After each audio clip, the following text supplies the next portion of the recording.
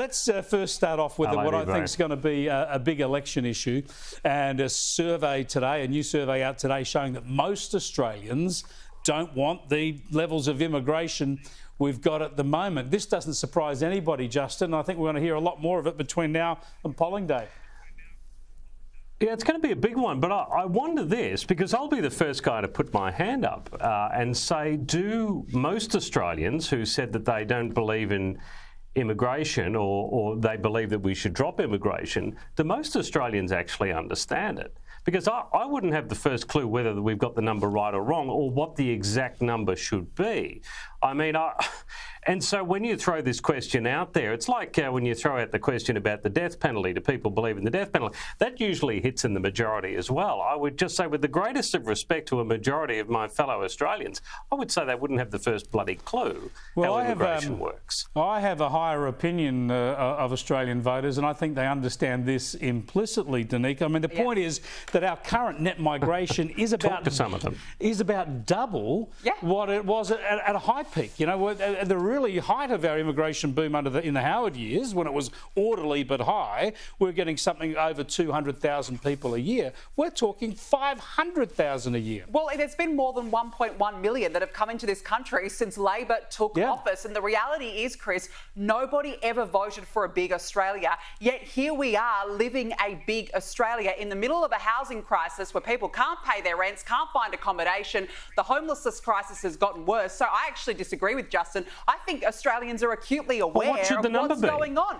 Well, what do you want the number to be then? Put it this way, Justin. Peter Dutton has vowed to cut net migration to 140,000 per year, and you've got economists coming out like Leith Van Onselen. They say that that is not even enough. It needs to be lower because we're running on a Ponzi scheme economy right now. It is the only thing that is propping up this economy is our immigration rate. Without that, we'd be stuffed. But we are stuffed regardless. I'm not saying I know what the figure is. I'm just saying that you cannot just talk against immigration as though it's going to be terrific if we cut it. You know, the three of us know that the economy just doesn't work that way. Again, I'm not saying that I know what the figure should be, but I think most people are clueless on this. Nobody's saying eliminate immigration here, Justin. The point is that even Labor has admitted that its own program is running out of control. They want to cut it back, but they've just failed to do so. So I think the fact that it needs to be trimmed is agreed by everybody. It's a matter of a government having the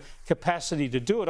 I do just want to go to the US, though, because this is one of the few issues where I think is directly mirrored between these two political environments, if you like, because border protection and immigration has been a massive problem under the Democrats in the US. Have a look at Kristi Noem. She's the new Secretary for Homeland Security. This is her message, not just to Americans, but to people who want to be Americans. Let me deliver a message from President Trump to the world. If you are considering entering America illegally, don't even think about it. Let me be clear. If you come to our country and you break our laws, we will hunt you down. Criminals are not welcome in the United States. For too long, weak leadership has left our borders wide open, flooding our communities with drugs, human trafficking, and violent criminals. Well, those days are over. Under President Trump, we are defending American families and restoring their safety. If you try to enter illegally, you will be caught, you will be removed, and you will never return. Danica, shades of John Howard on steroids. Oh, isn't it just brilliant to hear that? You know, Donald Trump ran on a Make America Great campaign. I don't know why Justin's laughing. I think this is a strong message. This is a sort of messaging, Justin, that we need here in this country right now. Because let's not forget, Justin, that we let 3,000 Gazans into this country without proper visa checks, with little to no security checks. The majority of Gazans supported the October 7 massacre. Look at the High Court decision where there were a certain amount of criminals, and it's alleged that many of them then committed further crimes once they were let out. Why haven't we got strong messaging and strong leadership in this country like that? Just before I go to you, Justin, I think 3,000 visas have been issued, but about half of them have actually been brought into this country. But Justin, surely we've been through this argument so many times. Immigration, yes, but orderly. You can't just open the borders to illegal immigrants, even criminals. Oh yeah, absolutely. But let's not turn racist as we do it. And when you look at that, was there anything racist from Danica or that ad? No, nothing from Danica. No, I didn't mean that about Danica. But when you have a look at that campaign from Trump, the first thing I would say is that why is it that all the Trump cabinet look like they've been AI generated?